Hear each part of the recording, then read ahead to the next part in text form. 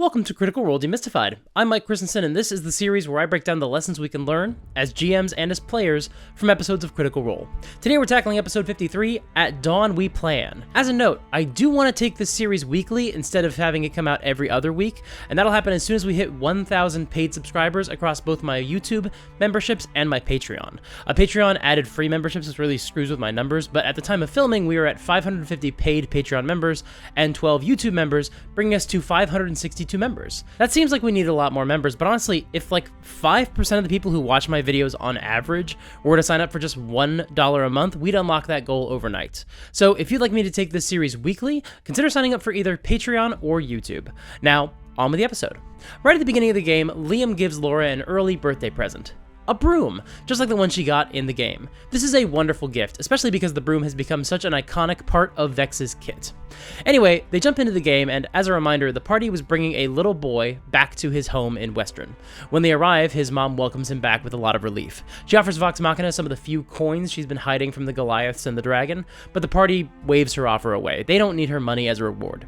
They briefly go into the home and see that she has a hidden shrine to Melora. That's where they were hiding, but their son got curious and snuck out of the shrine and got abducted. The holy icon of Melora from the shrine has been broken, and Keyleth mends it. And Keyleth asks about Melora. And while the mother tells them a little bit, Matt also fills them in a little info that they would know about her area of Vasselheim and how she's a goddess of nature. But Keyleth is specifically asking about Melora because she has questions. Keyleth says she wasn't necessarily a believer in Melora's powers. When the mother says Melora also protects Keyleth, Keyleth asks how she's sure of this. And the mother says that Keyleth and her group was there for the boy. And that's a sign. Keyleth asks why she should believe, and the mother says she'll show you, in her own way. Now this is such an interesting scene because it kind of brings some focus into the interaction Keyleth had with Lady Kima back in episode 8. Now, while I pointed out in that episode that there was some context we were missing that might inform that scene, it was still a strange interaction, I won't deny that. And that's because while it was at least partially about Keyleth's lack of faith and reverence for the gods, it was also tied up with the fact that at the time, Keyleth resented Lady Kima for Grog getting abducted. So the scene wasn't just about either one of those things on their own, it was kind of about a bunch of stuff, which is confusing to an audience, but you know, it is realistic. Sometimes that does happen when people are frustrated. We don't always phrase things as clearly as we might like. Maybe that episode wasn't the best entertainment product because of that, but that's hardly the only aspect of the early episodes where that's true. Now, jumping ahead to this episode, this is a really interesting scene because without that loaded context around Lady Kima's difficult dynamic with the party, this interaction can just be about Keyleth's reluctance to revere the gods. In a weird way, this is kind of a sequel to that Kima scene. Whereas in that earlier scene, Keyleth was extremely dismissive of Lady Kima's attempt to justify her own behavior through divine mandate, which I think Keyleth perceived as Lady Kima abdicating her responsibility for the consequences of her actions, if not full-out justifying horrible deeds in the name of the gods. In this case, there's none of that same hostility. So while Keyleth isn't a believer, she's also genuinely asking. Now, I know some folks don't think it makes sense for someone in the D&D world to not believe in the gods, especially considering Keyleth is traveling with a high-level cleric like Pike, and she knows Vax is basically bound to the Raven Queen somehow. But I do think there's a difference between disbelief and a lack of faith. And honestly, this is going to have to be something I'm going to dive into in a whole other video in a couple of months, because I've actually seen other players at my tables create atheist or skeptic characters in their own D&D characters, and others who have made characters who might not be atheists, but are at least ambivalent about the gods. And even broadening the topic even further, there's a lot of interesting ways players can imagine different relationships with faith and opinions about the gods in their games. So we'll talk more about this in the future. In this case, as the scene ends, Keyleth basically thanks the woman for her time, for her advice. It's tough to say. And they leave the topic there for now. But this seems to be a more productive conversation for Keyleth on the topic of the gods. They tell the mother and the son to pack and get ready to leave town. Then they realize it might be a little more complicated than that, and they need to talk about what they're doing for everyone in the town. What are they doing about this fight that's meant to happen tomorrow? But for now, they punt that question and go check in on Pike's great-great-grandfather, Wilhand, since his home is so close by. His roof is partially collapsed, but the door is locked. That's a good sign.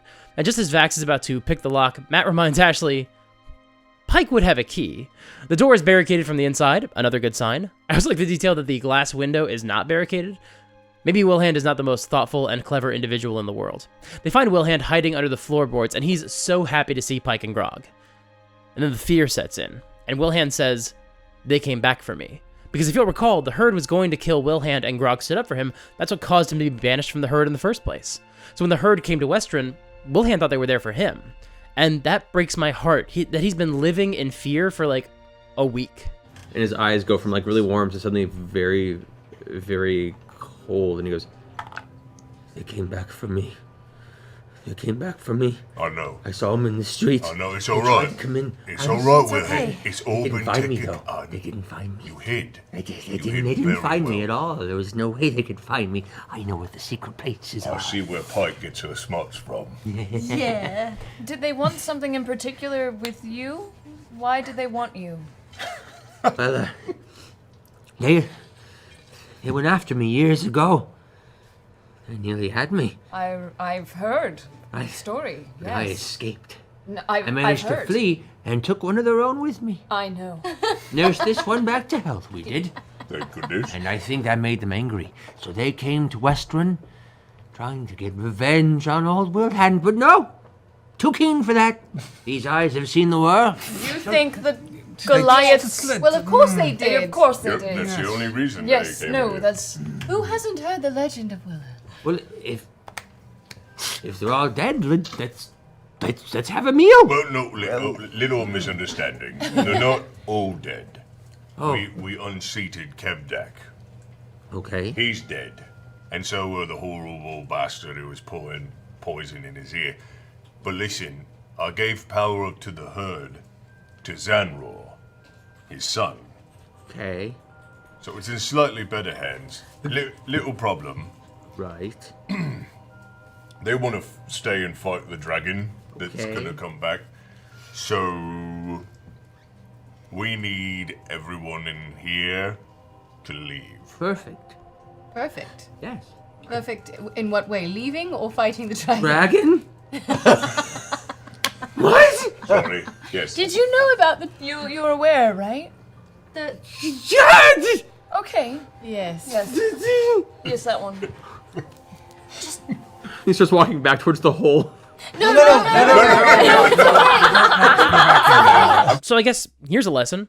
The party needs a laugh right now. They got through the most intense battle they've had so far, at least on stream. Arguably, the Glabrezu and the Dread Emperor battles from the home game were pretty rough emotionally, but the party almost always finds themselves doing something to unwind or spin their wheels or decompress after a big battle. We'll talk about that more in a few episodes. And here, they can't really unwind because they're still winding themselves up for the next fight. And right now they're twisting themselves into knots over whether or not they're actually going to fight tomorrow and how that would even work. But I think Matt knew that they needed some relief. Now my guess is Wilhand was a bit of a goofball when they first met him in the pre-stream game, but I wouldn't imagine they visited him that often. Percy hasn't even met Wilhand until just now. And even if they had, and this was definitely his established characterization for multiple appearances and not just one, there's nothing wrong with having Wilhand get more serious now that he's in a more serious scenario. He could have just been a sad, scared man here. But he's not. And partially that's because it matches the characterization, but as I've said, that can change with circumstances. For an example from other media, Donald Noble from Doctor Who is very much a comedic character that's undeniably part of her vibe, but sometimes the situation is a lot more serious, and so she isn't nearly as comedic in those scenes. She gets serious when the situation gets serious. But here, Matt chose to keep Wilhand as the doddering old fool, because his players needed a laugh. They needed a moment of relief. They mentioned Scanlan's mansion, and Wilhand leans over to Pike and points out that Scanlan has a mansion. In my headcanon, half the reason Pike puts up with Scanlan's more inappropriate advances over the years is probably because of the pressure from Wilhand to settle down with a nice gnome man, since Wilhand is so quick to imply that Pike should give Scanlan a shot because he has a mansion.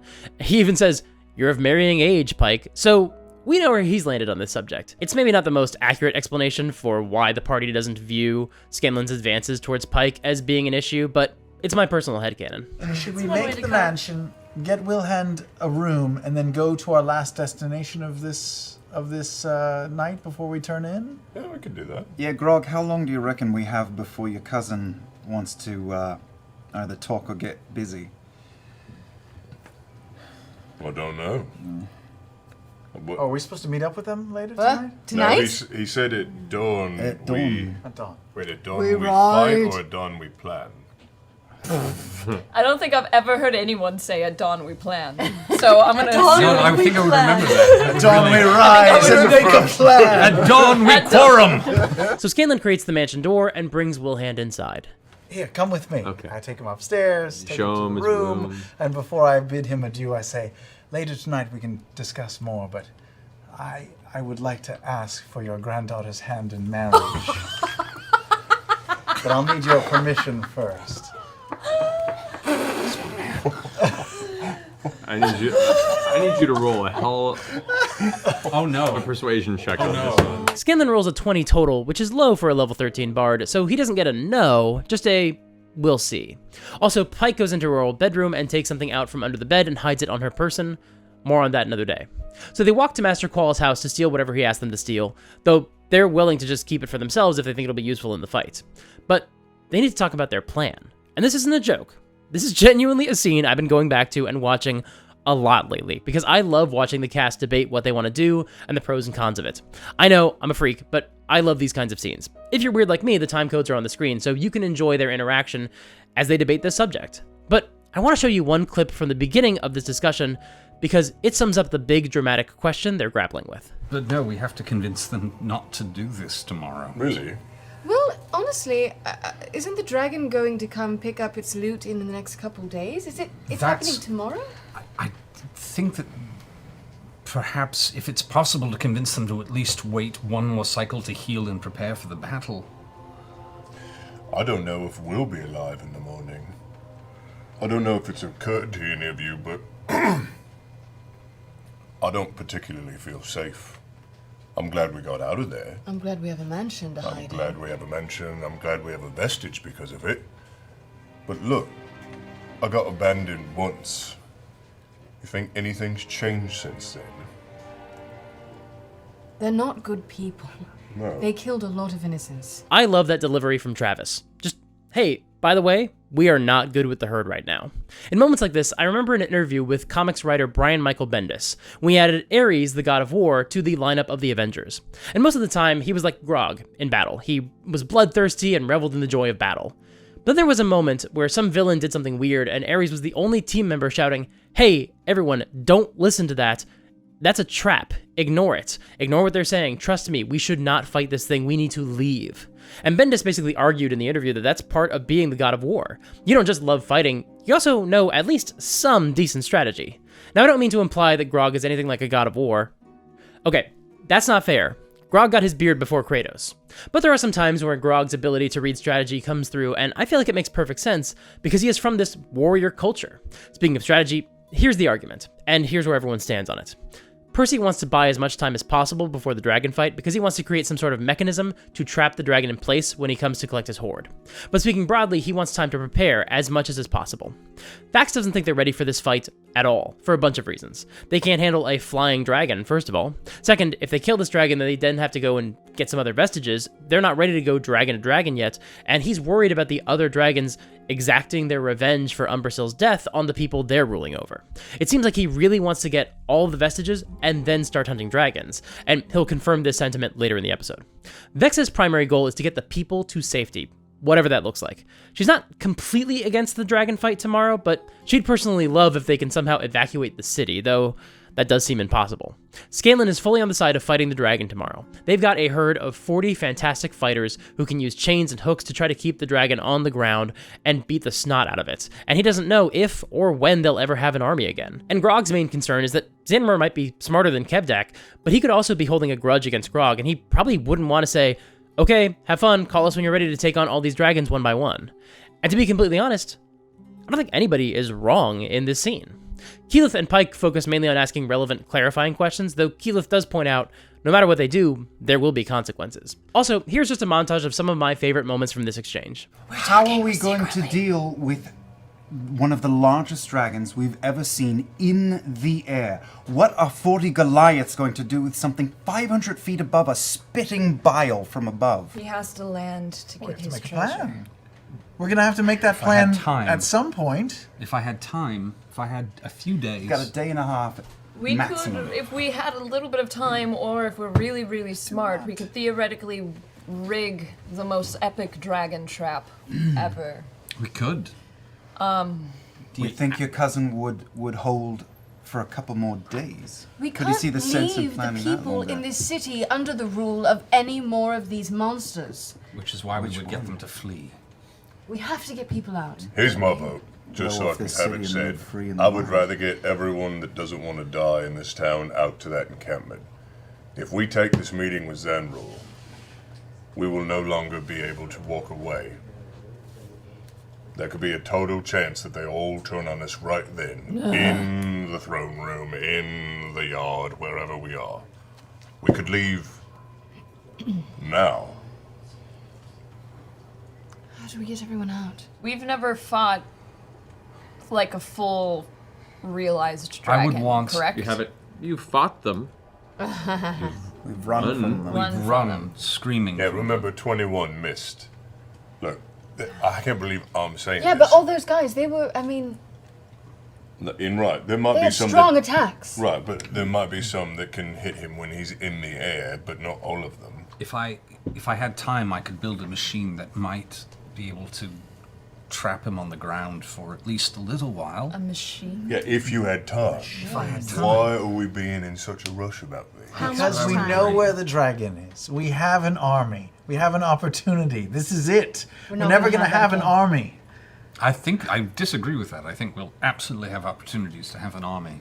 Now, I love this scene, but ultimately, Vox Machina isn't coming to a consensus. And this is something I think we could all stand to learn from, both as players and GMs, because Laura and Matt are about to cut through this conversation. You can barely hear Laura, but you can see, as the debate continues, Laura asks Matt if they're at Master Qual's house yet. If we kill it now, all the others are going to punish the people they're sitting upon, and we're not ready to go dragon to Will dragon they? to dragon right now. Yes. Dragons Absolutely. are vain. How do you know they won't just find that dragon weak and think that he's not worthy of them? They're going to know that something challenged his power, and there are going to be consequences for it. They'll make a display of their strength. I have a feeling they were very upset when we killed. So what, we're the never blue going to kill any of the dragons then? Because that will happen at some point. We will. We will at some point. Are we at the And they right won't now? react then? This is our mission, to kill these dragons. Once again, there's going to be consequence no matter This is what we it. do. I don't think this is it. At this point, you guys have, as you hit the end of the sentence, Percy, you all look up and you do see the two-story building with the dark red brick contrasting against Wilhand's home. Perhaps. It's a deep set, heavy brick with dark wood siding to it, and looks like a dark marble finish at certain elements are on the base of it. It matches the description that was given to you by Qual. Now look, I love sitting back and watching my players try to figure out their plan, because it means I don't have to do as much work because the players are keeping themselves busy for a while, which helps chew up game time and helps me rest my voice. No, I'm kidding, that's a joke, it's funny because it's true, but it's just a joke. But honestly, listening to your players while they're debating their plans is enormously valuable. It tells you what your players are thinking, which is really useful for knowing what was important to your players and how they're feeling about the adventure. It tells you who they think they can trust, whether you've done a good job of establishing details, and whether you've properly foreshadowed the upcoming danger. Sitting back and listening is so helpful to know how you've been doing as a GM. It also gives you a chance to prepare toward what they're planning. For example, does Vox Machina want to go meet the dragon in its lair, go ambush it at the horde drop-off location, or draw it into the town square? That tells you what sort of battle map to create, among other things. And even setting aside the strategic reasons these scenes are valuable, it's also worth noting that I think it's just fun to watch players find interesting combinations of abilities and resources and bring their heads together to solve your dragon puzzle in unexpected ways. That's why we play these games, so the players can enjoy the challenge of coming up with unexpected ideas. So yeah, these conversations are a major part of the game for me. But there is a point where these conversations stop being productive. And while I could have just sat and listened to them debate this forever because there's something wrong with me, like somewhere in my inside meats, Laura sensed it. Laura seemed to realize that they were just talking in circles. And she was right. Like, there was no way to know how Zanror might respond to asking for an extension until they go and talk to him. There's no way to know if Qual has anything useful until they get to his house. They can ask Matt clarifying questions, but he can't tell them what to do. Well, he could, but that defeats the purpose. And there are some times where, as the GM, I'll see a conversation going in circles, and I'll try to break it up by giving them more information about the problem they're debating. Like, well, you've talked to Zanror, you probably would have a better sense of how he's feeling about you since you freed him, so go ahead and make a retroactive insight check. I do that kind of thing all the time in moments like this. And I think that's the wrong instinct. I think more often than not, it would just be better if I just put a different decision in front of them. Matt Colville has talked about this several times on his channel. One of his big pieces of advice is Orcs attack. When your players get stuck trying to solve something, you don't solve it for them, you don't give them hints, and you don't let them linger and keep going in circles. you throw a new combat at them. Going into initiative helps unstick their brains, and once they're done with the fight, they'll be better able to reassess their earlier debate with fresh eyes. Now, Matt doesn't just drop a bunch of orcs on the party, because that's just not really how he GMs. But in this case, he does something very similar. He just puts them in front of their next side quest. Now, it helps a lot that they were walking to the destination of another mission. If they'd just been debating this in Wilhand's house, Matt wouldn't have had that same easy excuse to say, okay, you're here, the same way he can in this scenario. But the core approach is still really valuable. And again, speaking completely personally, I know this is something I could be better about in my own games. They approach the house and they see a dead Goliath lying in the doorway with his head smashed, and Vax notices a slight difference in the ceiling tiles, indicating that there are some places you can step on the floor where a pillar will come down from the ceiling and crush you. And Vax has to mark those spots so the party can move safely through the house. And that's just the tip of the iceberg. There are a lot more interesting things to discover once they head inside. The stairs up to the second floor are an illusion. Stepping through them would put you down a slide into a roaring furnace. There's a rune next to the stairs to the basement. They don't know what that would have done, but Pike is able to dispel it. Vax and Vex fly up to the second floor and find a box under Qual's bed with a brass key hidden under a false bottom inside the chest. The whole house is like a gold mine for the rogue to have a ton of stuff to do. Now, on the one hand, that makes this a good design on Matt's part. He has 2 rogues in the party, since Vex has a few rogue levels at this point, and his rogues have a very competitive relationship, which we see a lot in this scene, as they try to one-up each other and give each other a hard time. So by adding a bunch of traps, he's giving his rogues a chance to stretch their legs and shine. They don't do a lot of B&E these days, and the last time they had to deal with a ton of traps like this was the Sunken Tomb, or maybe, arguably, the Sphinx's Temple, but really that was just a bunch of riddles more than a bunch of visible traps, and everybody could contribute to solving the riddles, so they didn't give the rogues as much of a chance to shine. You could reasonably argue that the entire reason Matt put this side quest in front of them was so the rogues would have some locks to pick and some traps to disarm. But of course, that's kind of the issue with D&D's rogues. They kind of have to be the person who looks for traps.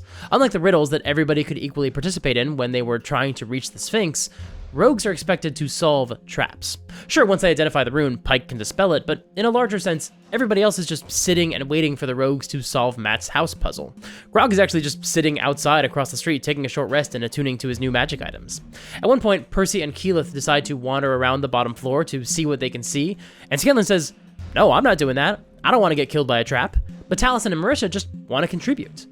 But they can't, because they're not rogues. I mean, maybe your players don't care about that and everyone can just try to pick locks and disarm traps, but these players know that the smartest strategy is to let the rogue try to take care of these kinds of things.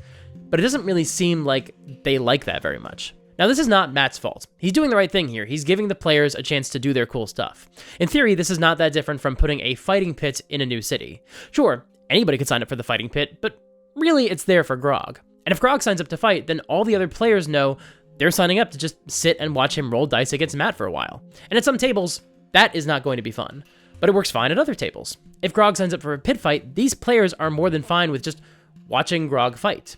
Even when they do try to intervene by healing Grog or distracting his opponent or giving Grog an inspiration or a bardic inspiration, they're trying to prop Grog up so he can succeed at his special side quest. But it's a little bit different when everybody's trying to get into one location, but only 2 players are able to participate with any of that content. This house is not like the fighting pit because not only the rogues signed up for it, they all did. This is actually worse before Vex took a level in Rogue, because Vax was the only one who was really ideally suited to scout ahead. And then Vex and Keyleth would always complain over their earpieces that Vax was wandering off to get himself killed because he was going off on his own, because that was what the rogue is best at doing. Now, by this point in the campaign, Vex is also a rogue, so she can tag along with Vax, but Keyleth and Percy are still getting Restless. Matt Colville has argued on his channel that the introduction of the rogue in the early days of D&D may have kind of basically broken the game, because before that point, anybody could try to sneak. Now, the rogue is the character who sneaks. And while I don't think it ruined the game, because the rogue is a really valuable fantasy that a lot of players love to play, and it's a fun chance to give players the chance to be Batman or the Assassin's Creed guy, it also can lead to moments like this. Percy is literally on his earring telling the rogues to look for specific things because he can't do it himself. Well, he could try, but he's not supposed to. When Matt asks what the others want to do while the rogues are upstairs, they literally just wander around looking for something to interact with, but they also don't want to touch anything. And as they do that, Liam points out, appreciate your rogues. but I think this table just gets a little bit restless as the rogues wander off to do stuff without them. This is also an issue with having this many players at the table, because it's always going to feel worse for 5/7 of the table to not be involved in something, rather than just 2 or 3 players waiting for one player to finish doing their thing. And also, every table has their own tone and preferences. For example, I've been at other tables where people got immensely bored watching 2-player characters doing a fighting tournament. Clearly that does not bother this table. It's possible that your table has no problem waiting for the rogue to go off and deal with the traps. At this table, it does kind of leave the other players feeling left out. But they also can't do anything about it because it's kind of how D&D works. And specifically, it's something that makes Liam and Laura feel like they're having fun. I mean, speaking of different tones, the whole dynamic between Vex and Vax whenever these scenes happen is just not my thing. I don't love the way Laura gives Liam a hard time and Liam kind of just ignores her whether or not she's making a good point. I just don't like watching it, and I wouldn't like experiencing it as a player. But they clearly enjoy it. They think it's a fun dynamic, and I won't deny that they do feel like siblings. So I don't really have anything to say about it. They think it's fun, but it's not my thing. Different strokes for different folks.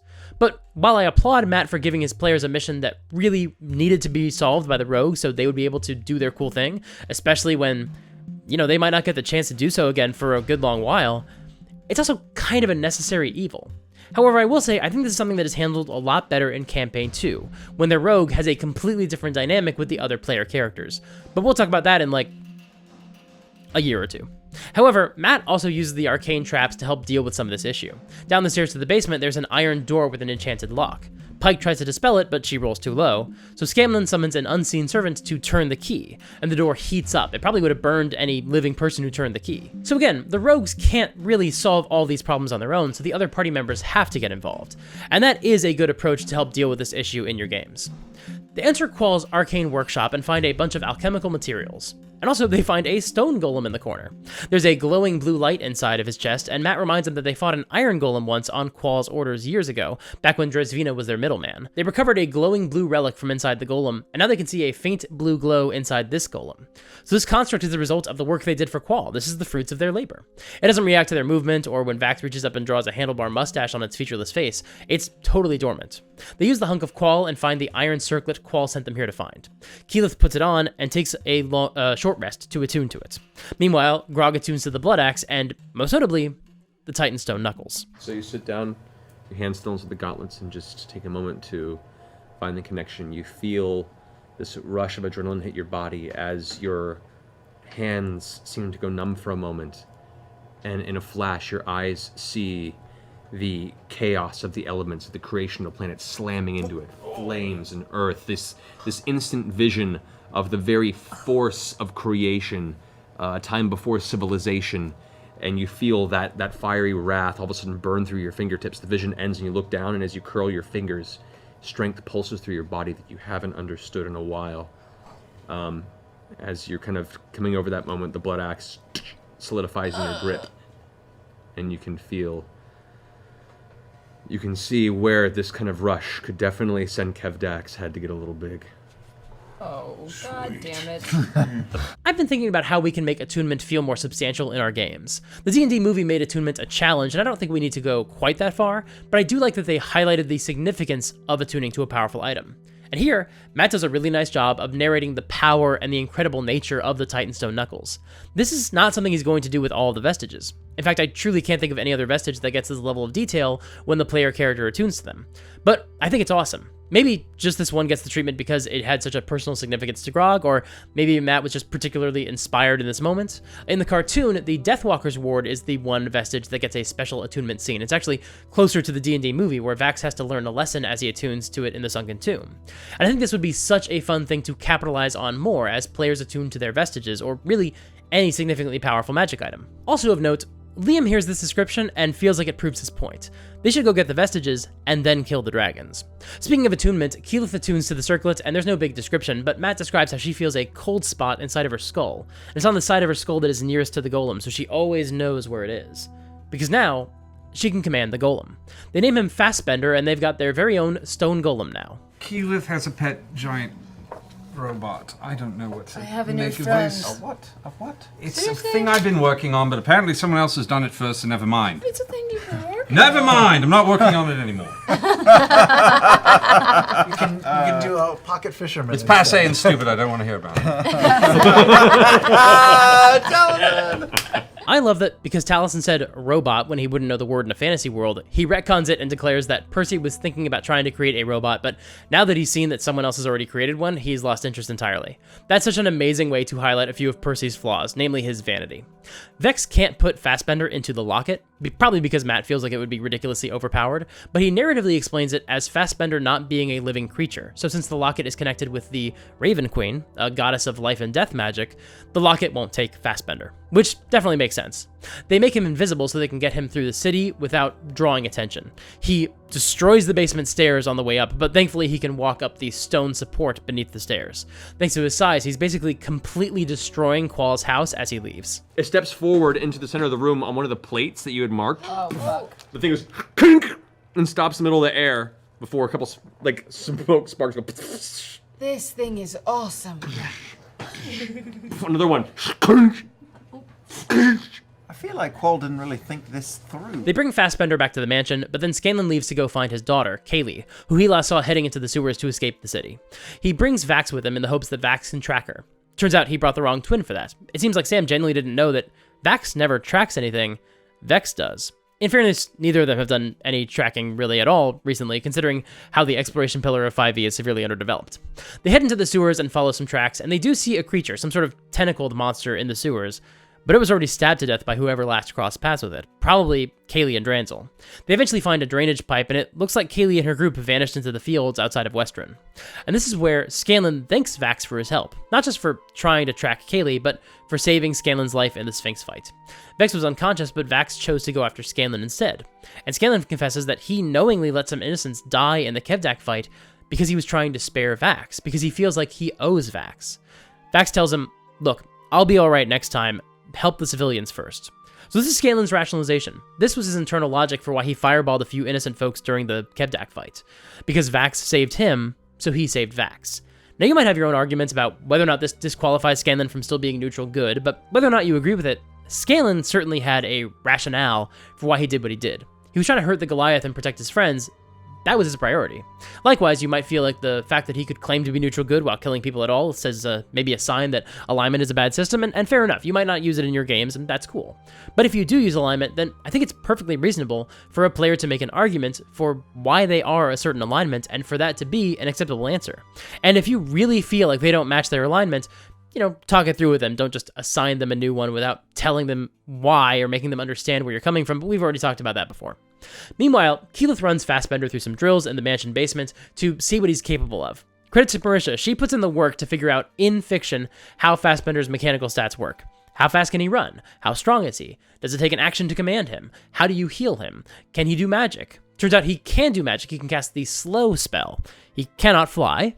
Healing magic does work on him, but Matt will retcon that in the next episode. Now, when I first watched the show, I thought Matt wound up retconning it because he realized he didn't want Fassbender to be healed by healing magic, because that would be too powerful. But this time around, I actually understand that he must have realized between games that Cure Wounds has a sentence at the end that says that the spell does not work on undead or constructs. Now, I know some of you are already typing, read your spells, Marisha, but that's missing the point. The question of whether Fassbender can be healed by magic is what Marisha was trying to figure out, and she was trying to ask Matt in character because she tries really hard not to metagame. And Matt thought the answer would be in Fassbender's stat block. That's where he was looking. But the cast did not realize yet that those sorts of answers aren't actually usually in 5e stat blocks. They're usually in the spell itself, because they didn't understand at the time how the designers had taken this specific approach to layout and formatting. None of these 8 people thought to look in the spell's description for this answer. Anyway, I'm sure everyone in my comments will be very normal about Marisha not consulting a spell card. While they're experimenting with Fassbender, we should all be so lucky, Grog tests to see how powerful his punches are with the Titan Stone Knuckles, and he gives Pike back the Gauntlets of Ogre Power. Now, I think you have to give him up for the boots, but it's your pick. It's a kite, or you can be a monster. I want to be a monster. Yeah! All right. Scanlan and Vax return, and the party has a discussion about whether they want to fight a dragon tomorrow. Now, they don't really come to a solid conclusion because most of them are still really reluctant to fight the dragon. But there are still hundreds of people in town, maybe thousands, so they can't evacuate everyone either. The best compromise they land on is that they're going to ask Zanror to postpone the herd's attack rather than attacking at dawn tomorrow. If they can't convince him to postpone, then they'll have to try to get away from him and start evacuating people. And if I may, in case any of your consciences are in conflict, The herd is full of murderers and pillagers, the worst of the lot. And only when I was younger did I not know the difference between right and wrong. Still working on that definition. But I can tell you, this group ain't the best lot in the world. And they mean nothing to me compared to the people in this room. Conversely, you were a part of that lot once, and you came out of it. Once. But are we trying to save a herd? Or are we trying to save a town? You know, we're all gathered here together. So I'd like to take this opportunity, with Wilhand's blessing, to propose marriage to you, Pike Trickfoot. Will you make me the happiest gnome ever? I'm sorry, I just couldn't contain myself any longer. That just was so sudden. I know, I'm sorry, I've been thinking about it all night tonight. I went looking for Keyleth, she wasn't there, and I'm sorry. I just blurted it out. It's just we're all together, and we're never all together like this, so... Can I roll stealth and hide right now?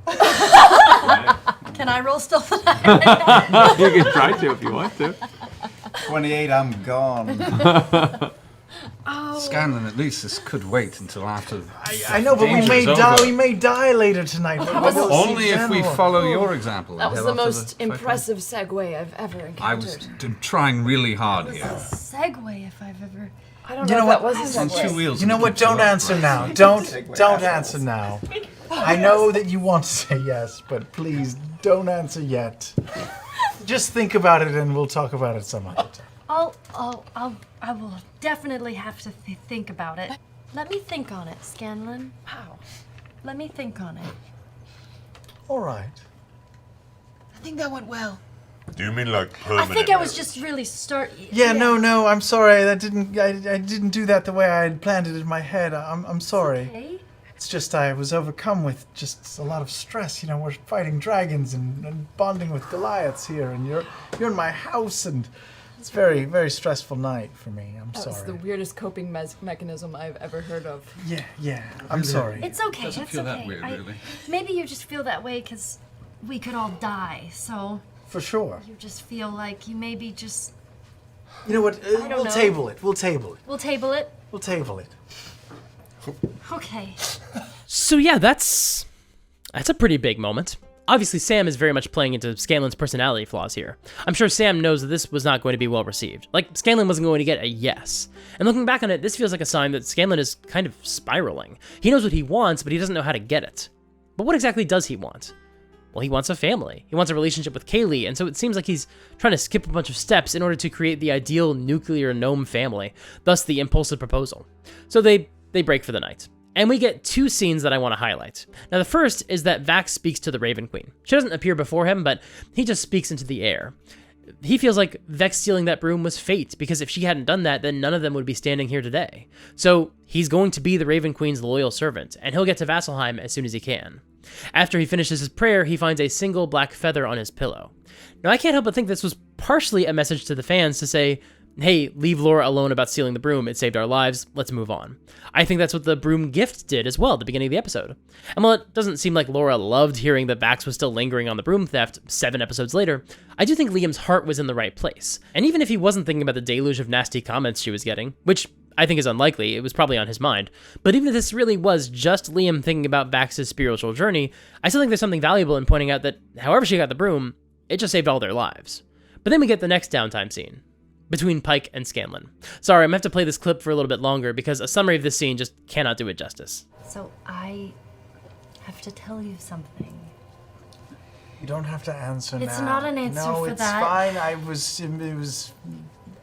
know, and impetuous I'm and silly, and unbelievably- I don't know sometimes. I get ham-handed around you. It's okay. I'm very smooth with everybody else. I don't know what it is. It's just, it's fine. It's okay.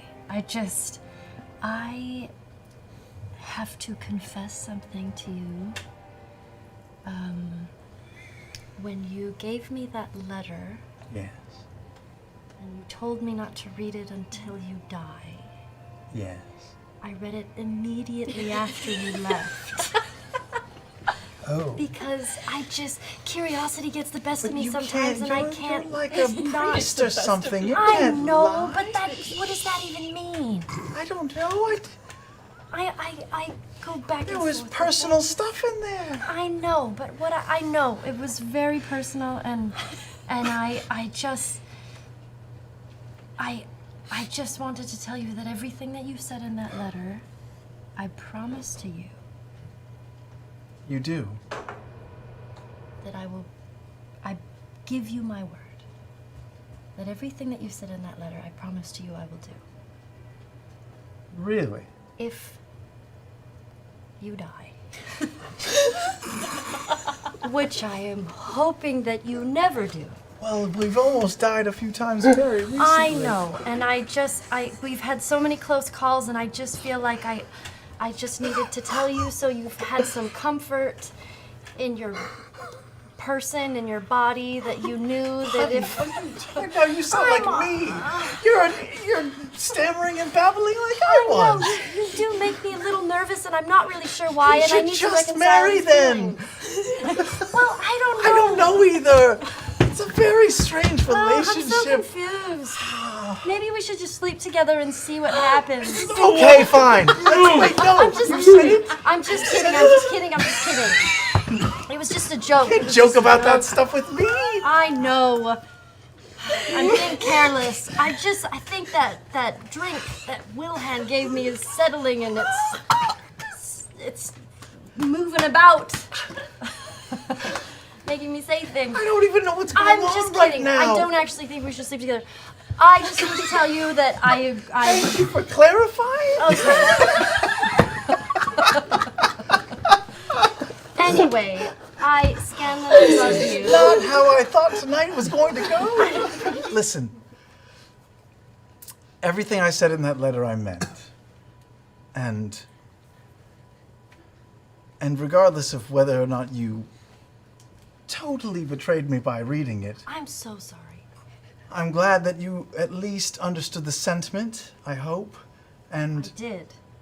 and don't have appreciated to my honesty and the fact that you are taking that vow. If I die... Yes, I am taking that vow. Yes, I understand. Well, then that's fine. Okay. That's all I need. And I was trying to be funny and... No, and I know. I didn't didn't care know less why with I your feelings. proposed. That's stupid. I do love you so much. I love you. And a part of my heart does... I do love somebody else very much. I'm sorry? But my feelings are growing for you a little bit in a weird way, and I'm not sure what it is. But we'll figure it out. I'm confused. I think we both are. Anyway, Well, should we thank just you leave for it at telling that? me the truth after you sort of lied to me. So, but thank. But I never told you. Oh, no, I did know. not But read it. all right. Anyway, thank you for this. Sort of. I guess I have to go to my room and think about this. Okay. While I stare at my picture in the mirror above my bed. What's your picture? It's just a mirror. But listen, I do love you. I will always love you, even in death. And thank you for telling me that. And I hope it doesn't come to that, but if it does, that makes me feel a little bit better about things. Okay. Anyway, they all take a long rest and set out before dawn to go see Zanror. There are two brutes still lingering. They're the same ones who have been watching ever since the fight in the town square. When Grog confronts them, they say they're trying to size Grog up. Grog killed their leader, so they want to know if he's a murderer or an honor-bound man. And boy oh boy, that's a really interesting response. It implies that they are wondering if Grog is honorable and will keep to his word, because if he's not, then they didn't need to stop fighting when the Grog-Kevdak duel ended in such spectacular fashion. If he's honorable, then the fight ended fairly. If he's not, then the challenge didn't matter and it's open season on Grog. What a fascinating stipulation. Grog also points out that they have a new leader, and they reply, maybe. so the jury is still out on Zanror as well. They're not totally convinced they're going to fall in line with the new status quo. Anyway, they follow the party to the Margrave's house, where the party goes inside to meet with Zanror. Along the way, they see that the herd is getting ready for battle, figuratively and literally sharpening their knives for the dragon. Zanror tells again how Greenbeard swayed Kevdak's priorities and made him complacent, and how Zanror was imprisoned for questioning why the herd was remaining in town. Vex pitches leaving. Just leave the city and live to fight another day. But Zanror says that there is hardly any loot left in the city. Plenty of refugees took their valuables with them, and other survivors are still hiding their last remaining goods. So if the herd just leaves, the dragon will be pissed. He'll follow the herd and take his vengeance, and the herd is not subtle, so the dragon will be able to find them. But by pointing out the lack of loot, Matt draws the player's attention to the fact that the dragon would also exact a vengeance on the people of the town if the offerings stop. And the offerings are going to stop soon because there's not that much gold left to give. Maybe Zanror would not care about that, but Matt knows his players do. They can't evacuate the city fast enough to save everyone, so they can't worry about leaving to go get more vestiges or rally other forces. It's now or never. This is a really subtle and smart way to sell his players on the plan to fight a dragon right here and right now. Sure, they can work with Zanror to figure out the best approach, the best time and place for the fight, but they can't keep kicking the can down the road, like Vax especially wanted to do. So yeah, it seems like Vox Machina is about to realize that they have to fight the dragon, at least in the next couple of days. So the real question is getting Zanror to postpone. But at least they'll have the entire herd on their side, and that's a good thing. But right at that moment, Matt throws them another curveball. A few members of the Rivermaw tribe enter the manor, led by an elf named Ivan, and he tells Zanror that they don't recognize his rulership. He didn't conquer the Rivermaw, he didn't earn the Thunderlord title, and he's gonna get them all killed in a dragon fight. So the Rivermaw members are leaving. Zanror has his guys shut the door, basically trapping these few Rivermaw members in the manor house. Then Zanror throws the question to Grog, and Grog reiterates his support for Zanror. Then Zanror asks Vox Machina where their allegiance lies. Now this is smart, because really this is a beef between Zanror and Ivan. But the players didn't come to the table to watch Matt put on a one-man show. They came to play, and that includes making decisions. So he's inviting them to contribute to the game. But also, even narratively, it works, because it's looking like this might be heading toward a fight with the Rivermaw tribe, and Zanror is trying to shore up his allegiances with Vox Machina before the blades come out, because he knows that he will need them in a fight like that. Scanlan calls Ivan a coward and says that they don't need him, and this definitely almost brings the group into a battle. But then, Scanlan works to defuse things. Well, I'm just a guest here, so I don't want to spill anyone's blood in someone else's throne room, so I'll be the bigger man and take a step back. Here, Sam is sending a signal to his fellow players. This isn't worth it. Let's just let them go. Now, the Rivermaw is bringing 18 people with them. That's not a small percentage of the herd's strength. Pike, Vex, and Vax all try to convince the Rivermaw to stay. The dragons are an inevitable problem for everyone, and eventually, no matter where the Rivermaw goes, they will have to deal with these dragons. Only next time, it'll be on the dragons' terms. Better to work smarter and work together. But Keyleth supports Scanlan's arguments. If Ivan won't back Zanror here, he's not going to back him up on the battlefield, and they can't afford to lose any other members in a fight with the Rivermaw. And so Zanror lets the Rivermaw leave, and then threatens to hunt them down once the dragon fight is done. And with that, the Rivermaw departs. This leaves just 25 battle-ready members of the herd, not counting their injured or Zanror's pregnant wife Wara, though she interjects and says that she will fight, despite Zanror's objections. They hear Zanror's plan. Climb up the mountain, go into the dragon's lair, and ambush it. He can't fly if he's in a cave. But they've sent scouts to the dragon's cave and none of them have returned, so they don't really know what they're walking into. The party pitches Zanror on waiting another 24 hours. They can heal up the injured so they have more warriors in the fight with them, and set a trap at the drop-off point. They can pull potential allies out of prison, and Vex can use her dragon expertise to help instruct the warriors in how to fight a dragon. Grog rolls a persuasion check, and Zanror takes the deal. All right. Let's begin our planning. For tomorrow, we kill a dragon. We totally planned at dawn. Episode title. And tomorrow we fight! On that note, we're going to end tonight's episode. Pick this up next Planned at dawn. See? And that's it. That's the end of the episode. Thank you so much for watching. We'll be back in 2 weeks to discuss episode 54, In the Belly of the Beast. In this one, we get to see the party make their final preparations before the battle, and then they go to war with Umbrasyl, the Black Dragon. Actually, he has another title, which we'll discuss in 2 weeks. Before we wrap up today, I want to thank whoever sent me a bunch of Critical Role comic books I didn't have. The note didn't have a name on it, it just said, enjoy your gift, so thank you to whoever sent these. I got the Mighty Nine Origin comics for Not the Brave, Mollymock, Jester, and Ford.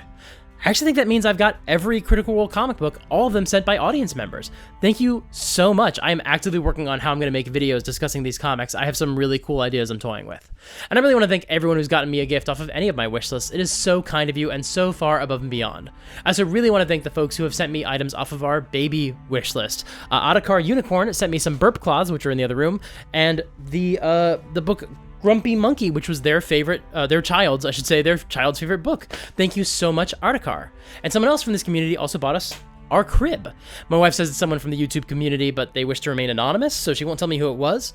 But I really want to thank you. Honestly, receiving these items off of our baby registry has taken a huge load off of our minds, and it means the world to us. If you want to support the channel, there are a few ways you can do that. You do not have to get us something off the wish list. That is so kind of you and so unnecessary. The easiest way to support the channel is just to subscribe and ring the bell. It really does make a huge difference. If you want to support financially, I'd actually recommend you check out the Patreon or YouTube memberships, because we'll get closer to weekly Demystified that way. You can also join my Discord server. We've got a really wonderful community going there. And you can sign up for my newsletter to stay up to date with everything I've got going on. All those links are in the doobly-doo below. Click here to check out my bonus Demystified video about Liam's first one-shot he ran on stream. That was a really fun episode to talk about because I learned a lot from how he ran that game. Until next time, play fair and have fun.